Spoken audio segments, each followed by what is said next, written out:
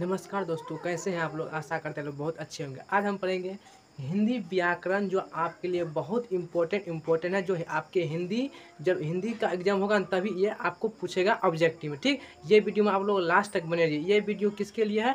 ये video 10th और 11 और 12 के लिए, यानी कि तीनों के लिए बहुत इंपॉर्टेंट है। ठीक, ये वीडियो में आप लोग लास्ट तक जरूर बने रहिए। ठीक, चलिए शुरू करते हैं हम क्लास को। ठीक, तो टॉपिक हमारा कारक है। ठीक है, पहले हम समझ लेते हैं कारक क्या है। कारक को देखिए, कारक इंपॉर्टेंट है, यानी कारक का परिभाषा जो है ना समझना कोई इंपॉर्टेंट नहीं है। ठीक ना, कारक का भेद बहुत इंपॉर्टेंट है समझना। कारक का परिभाषा इंपॉर्टेंट नहीं है, कारक का भेद बहुत इंपॉर्टेंट है समझना। ठीक, तो चलिए शुरू करते हैं। तो पहले हम समझ लेते हैं टॉपिक है जो, उसको हम समझ लेते हैं। ठीक, तो देखिए, तो कारक किसे कहेंगे? तो जो संज्ञा और सर्वनाम का अन्य शब्दों के साथ संबंध रहता है। क्या होता है? संबंध रहता है। संज्ञा और सर्वनाम, संज्ञा और सर्वनाम का अन्य शब्दों के साथ संबंध रहता है, उसे हम क्या कहते हैं? कारक कहते हैं। क्या कहते हैं? कारक कहते हैं। ठीक, आप लोग परिभाषा उतना इम्पोर्टेंट नहीं है जितना भेद है। ठीक ना, कारक जो है, कारक का परिभाषा से इम्पोर्टेंट कारक का भेद है। ठीक ना, कारक का भेद आप लोगों का याद होना चाहिए, जो आप लोगों का ऑब्जेक्टिव प्रश्न में आता है। ठीक ना, तो चलिए, तो कारक के कितने भेद होते हैं? पहला ऑब्जेक्टिव पूछेगा कि कारक के कितने भेद होते हैं। कारक के कितने भेद होते हैं? कारक के जो भेद होते हैं ना, 8 भेद होते हैं। कितने होते हैं? 8 भेद होते हैं कारक के। ठीक है, पहला ऑब्जेक्टिव यही हुआ। ठीक, अब देखिए कारक के कौन कौन भेद होते हैं। तो कर्ता कारक, कर्म कारक, करण कारक, संप्रधान कारक, अपाधान कारक, संबंध कारक, अधिकरण कारक और संबोधन कारक, इतना होता है। ठीक ना, अब हम समझते हैं कर्ता के चिन्ह। मेन इंपॉर्टेंट कौन है? कर्ता के चिन्ह क्या होता है, विभक्ति चिन्ह क्या होता है, कर्म के विभक्ति चिन्ह क्या होते हैं, करण के विभक्ति चिन्ह क्या होते हैं। और ये भी हम समझने वाले हैं कि कर्ता क्या है, कर्म क्या है, करण क्या है, ये भी हम समझने वाले हैं। ये वीडियो आप लोग लास्ट तक बने रहिए इस वीडियो में। ठीक ना, बहुत इंपॉर्टेंट है आपकी परीक्षा, बोर्ड परीक्षा के लिए। या तो आप 10th में हो, या 11th में हो, या 12th में हो। ठीक ना, तो चलिए इस वीडियो में लास्ट तक बने रहिए। ठीक ना, तो चलिए समझते हैं कर्ता कारक की क्या होता है। कर्ता कारक देखिए, पहला में हमारा क्या था?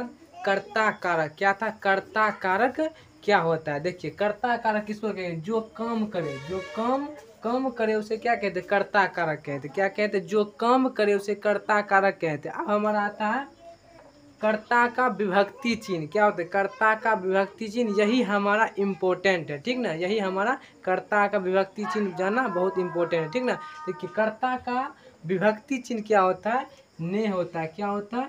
ने।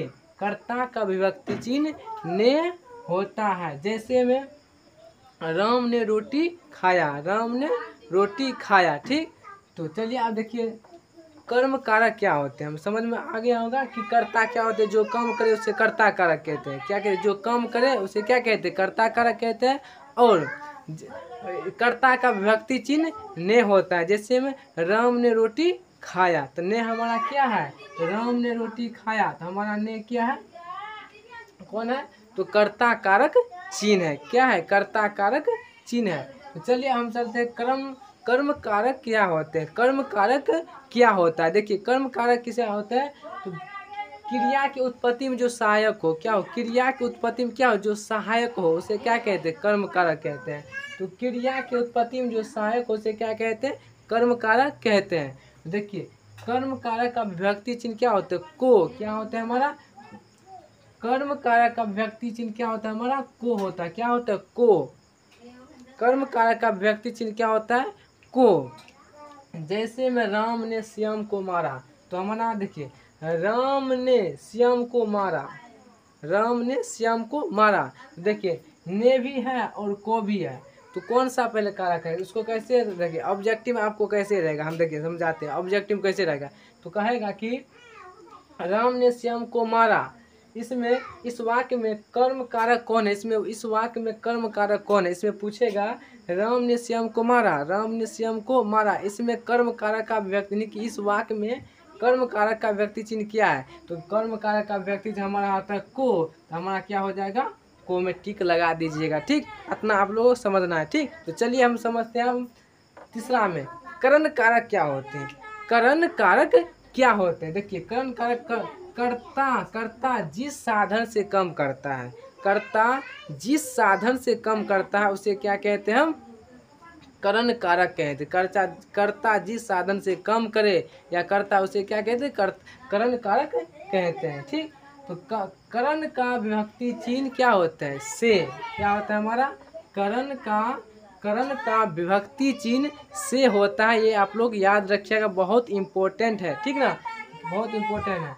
एग्जाम्पल में जैसे दर्जी ने कैंची से क्या हो, दर्जी ने कैंची से कपड़ा को काटा, कि दर्जी ने कैंची से कपड़ा को काटा, ठीक ना। तो आपसे पूछेगा ऑब्जेक्टिव में, दर्जी ने कैंची से कपड़ा को काटा, इस वाक्य में करण कारक का व्यक्ति चिन्ह क्या है? तो करण कारक का व्यक्ति चिन्ह हमारा से होता है, क्या होता है से, तो से कहाँ देखिए है ना से, तो हमारा क्या हो जाएगा से में आप लोग की क्रम कारक ने पूछा, हमको करण कारक से पूछा, तो क्रम कारक का व्यक्ति चिन्ह हमारा से होता है, से में आप लोग टिक लगा दीजिएगा, ठीक। चलिए 4 नंबर है कि संप्रधान कारक क्या होते हैं? संप्रधान कारक क्या होते हैं? देखिए संप्रधान कारक जिस कारक में दान भाव का बोध हो, जिस कारक में दान भाव का बोध हो, जैसे भूखे को दान दो, क्या भूखे को दान दो, ठीक, भूखे को दान दो। देखिए तो संप्रधान कारक कहते हैं, संप्रधान कारक का संप्रधान का विभक्ति चिन्ह, संप्रधान का व्यक्ति चिन्ह क्या होता है? को लिए संप्रधान कारक का व्यक्ति चिन्ह क्या होता है? को लिए। जैसे एग्जाम्पल देखिए, गुरु ने शिष्य के लिए कोचिंग खोला, गुरु ने शिष्य के लिए कोचिंग खोला, देखिए संप्रधान, तो गुरु ने शिष्य के लिए कोचिंग खोला, इस वाक्य में संप्रधान कारक का विभक्ति चिन्ह क्या होगा? ऐसा आप लोगों को ऑब्जेक्टिव आएगा, ठीक ना, ऐसा आप लोगों को ऑब्जेक्टिव आएगा तो कौन होगा? संप्रधान कारक का चिन्ह, तो संप्रधान कारक का को लिए आता है, तो को लिए हमारा कहाँ थे? को लिए, देखिए को लिए, ठीक ना, को लिए हमारा क्या हो जाएगा? संप्रधान कारक का चिन्ह। आशा करते हैं आप लोग समझ में आ गया होगा। 4 अब चलते हैं 5वां में क्या है, ठीक। देखिए अब आता है कि अपादन कारक किसे कहते हैं? अपादन कारक किसे कहते हैं? तो देखिए अपादन कारक वाक्य में जहाँ अलग होने का बोध होता है, जहाँ अलग होने का बोध होता है उसे हम क्या कहते हैं? अपादन कारक कहते हैं, अपादन कारक कहते हैं। अपादन कारक का विभक्ति चिन्ह, अपादन कारक का विभक्ति चिन्ह तो क्या होता है? अपादन कारक का विभक्ति चिन्ह से होता है, क्या होता है? से होता है। जैसे में वृक्ष से पत्ता गिरता है, क्या होता है? वृक्ष से पत्ता गिरता है। जब वृक्ष पहले पत्ता कहाँ था? वृक्ष में था, कहाँ था? यानी कि पौधे में था, पौधे से क्या हुआ? नीचे गिर गया, यानी कि पौधे से क्या हुआ? अलग हो गया, क्या हो गया? अलग हो गया, यानी कि वाक्य में जहाँ अलग होने का बोध होता है उसे हम क्या कहते हैं? अपादन कारक कहते हैं, ठीक ना, अपादन कारक। देखिए करण कारक में भी विभक्ति चिन्ह से है, क्या है? करण कारक में भी से है, यानी करण कारक का मतलब होता है क्या? साथ, यानी कि जैसे हम देखिए मार्कर से हम लिख रहे हैं, मार्कर से लिख रहे हैं, अलग नहीं हो रहा है, तो मार्कर हमारा हाथ में, यानी कि मार्कर हमारा हाथ में तो अलग नहीं हो रहा, यह हमारा क्या हो गया? करण कारक हो गया, क्या हो गया? करण कारक, जो हमारा अलग हो जाता है। जैसे में छत पर से बिल्ली कूद गया, यानी कि पहले कहाँ था? छत पर, वह कूद गया, यानी कि छत से क्या हो? अलग हो गया, हमारा क्या हो गया? हमारा अपादन कारक, जहाँ अलग होने का बोध हो, जहाँ अलग होने का बोध उसे क्या कहते हैं? अपादन कारक कहते हैं। ऐसा करते समझ में आ गया होगा अपादन कारक। तो चलिए अब संबंध कारक किसे कहते हैं? संबंध कारक किसे कहते हैं? देखिए वाक्य में जहाँ संबंध का बोध हो, वाक्य में जहाँ संबंध का बोध हो उसे क्या कहते हैं? संबंध कारक कहते हैं। जैसे हम देखिए संबंध कारक का विभक्ति चिन्ह, संबंध कारक का व्यक्ति चिन्ह का, के, की तथा रा रे री होता है, क्या होता है? का, के, की, रा रे री होता है संबंध कारक का विभक्ति चिन्ह, ठीक। तो अधिकरण, अब हमारा आते हैं कि अधिकरण कारक किसे कहते हैं? अधिकरण कारक क्या होता है? देखिए जिस कारक से किसी आधार का पता चले, क्या आधार का पता चले उसे हम क्या कहते हैं? अधिकरण कारक कहते हैं, अधिकरण कारक कहते हैं, ठीक। अधिकरण कारक का विभक्ति चिन्ह, अधिकरण कारक का विभक्ति चिन्ह हमारा होता है, क्या होता है? अधिकरण कारक में और पर होता है, अधिकरण कारक का विभक्ति चिन्ह में और पर होता है, ठीक। आप चलिए 7वां में देखिए 8वां 7 हम कर दिए अधिकरण। अब देखिए 8वां में करेंगे संबोधन कारक किसे कहते हैं? संबोधन कारक किसे कहते हैं? देखिए संबोधन कारक जिस कारक से किसी को संबोधित किया जाता है, क्या जहाँ कि जिस कारक से किसी को क्या हो? संबोधित किया जाता है, उसे क्या कहते हैं? संबोधित कारक कहते हैं, ठीक। संबोधित कारक कहते हैं, ठीक। संबोधित कारक का विभक्ति चिन्ह हमारा हे रे होता है, हे रे। जैसे देखिए हे कृष्ण, हे राम, अरे मोहन, ये हमारा क्या है? संबोधन कारक है, क्या है? संबोधन कारक है। जैसे में हे कृष्ण, हे राम, हे अरे मोहन, हमारा क्या है?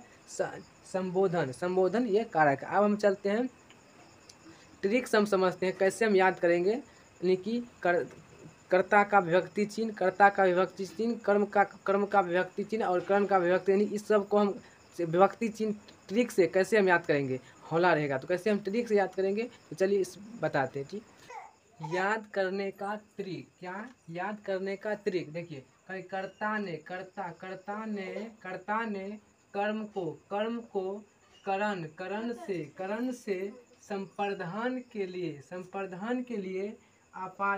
अपाधान से संबंध का की अधिकरण में पर और संबोधन हरे अरे। याद करने का ट्रिक, देखिए कर्ता ने कर्म को करण से संपर्धन के लिए अपाधन से संबंध का की अधिकरण में पर और संबोधन हरे अरे। कर्ता ने कर्म को करण से संपर्धन के लिए अपाधन से संबंध का की और अधिकरण में पर संबोधन हरे अरे। कर्ता ने कर्म को करण से संपर्धन के लिए अपाधन से संबंध का की अधिकरण में पर और संबोधन हरे अरे। ठीक, तो चलिए कारक खत्म हो गया। तो कैसे लगा ये वीडियो आप लोगों को कमेंट बॉक्स में ज़रूर बताइएगा। ठीक, तो अच्छे लगा होगा तो सब्सक्राइब करना ना भूलिएगा।